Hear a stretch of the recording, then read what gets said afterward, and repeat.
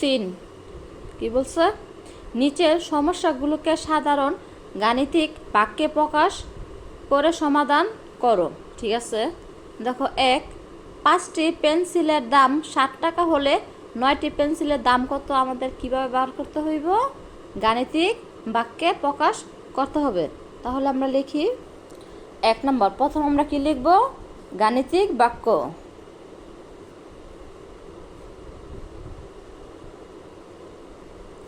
গাণিতিক বাক্য।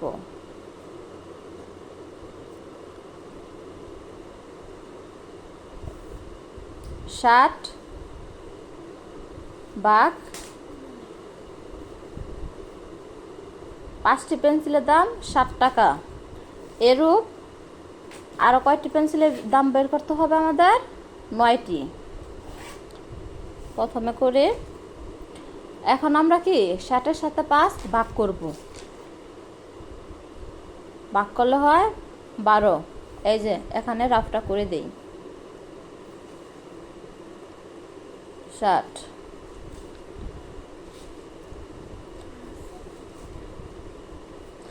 5 একে 5, 6 থেকে 5 1 বিয়োগ করলে কত হয়, 1। উপরে আছে 0, 0 নিয়ে মারলাম, এখন আবার 2 দিয়া, 5 দুগুণে 10। এখন এখানে কি আছে, এটা ভাগ করার পরে উত্তর হয়েছে 12। এবার গুণের গুণ, এখানে আছে 9, 9 তুললাম। এখন আমরা 12 দিয়া 9-রে গুণ করব, 9 12, এখানে আমরা গুণটা করি।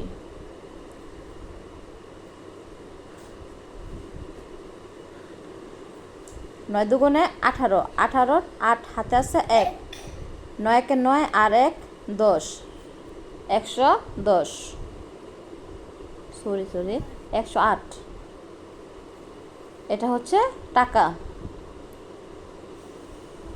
অতএব 108 টাকা।